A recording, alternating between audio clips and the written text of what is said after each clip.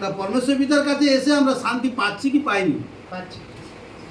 যে যতটাভাবে পরিচিত হয়েছি সে ততটাই আশীর্বাদ পাচ্ছে।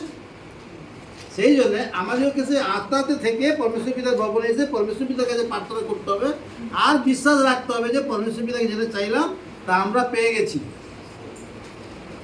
তাহলে মঙ্গল তোমার কাছে আসবে। যখন বিশ্বাসটা করবে ঈশ্বরের প্রতি, তখন তোমার কাছে মঙ্গল আসবে। যদি বিশ্বাস না রাখি, বিশ্বাস না করি, মঙ্গল কিন্তু তোমার কাছে আর আসছে না। মঙ্গল দুয়ারে আসবে, আবার দুয়ার থেকে ফিরে চলে যাবে। স্বামী বিদেশ থেকে টাকা আয় করে আনছে, অনেক টাকা, ঘরে ঢুকার আগে সঙ্গে সঙ্গে দেখা গেল বাচ্চার ঠ্যাং ভেঙে গেছে। তাহলে মঙ্গল আসছিল, মঙ্গল আবার দুয়ার থেকে চলে গেল, সমস্ত টাকায় নার্সিংহোমে চলে গেল।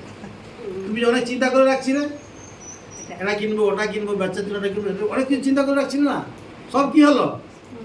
সব নষ্ট হয়ে গেল। তাহলে যদি সেই ঈশ্বরের প্রতি আমরা বিশ্বাস রাখি, তাহলে আমরা কী পাবো না, মঙ্গল আমাদের সাথে দেখতে পাবো। তার মুখ হইতে ব্যবস্থা গ্রহণ করো। পরমেশ্বর পিতার বাক্যতে বলছে, তার মুখ থেকে, পরমেশ্বর পিতার বাক্য মুখ থেকে যে বাক্য বেরোচ্ছে, সেই ব্যবস্থাকে আমাদেরকে গ্রহণ করতে হবে, পালন করতে হবে। ব্যবস্থাকে গ্রহণ করতে হবে, আর পালন তাকে কেউ তার বাক্য হৃদয়ের মধ্যে রাখতে হবে। তার বাক্যকে হৃদয়ের মধ্যে রাখতে হবে। কী বলছে পরমেশ্বর পিতা? যে তোমরা মিথ্যা কথা বলো না, হৃদয়ে রাখতে হবে। মিথ্যা কথা বলা যাবে না। চুরি করতে না বলছে, চুরি করা যাবে না। তাহলে এই যে বাক্যগুলো, এই বাক্যগুলো আমাদের মনের মধ্যে, আমি একজন চোর, চুরি করতাম, পরমেশ্বর পিতার প্রার্থনা করার পরে, পরমেশ্বর পিতাকে চিনার পরে, পরিচয় হওয়ার পরে আমি চুরি করে ছেড়ে দিচ্ছি। তাহলে আমার মধ্যে পরিবর্তন আসছে, তো পরিবর্তন কে করলো? ঈশ্বরের বাক্য, ঈশ্বর। সেই জন্য নিজেকে আগে পরিবর্তন করতে হবে, নিজেকে আগে শুধরাতে হবে।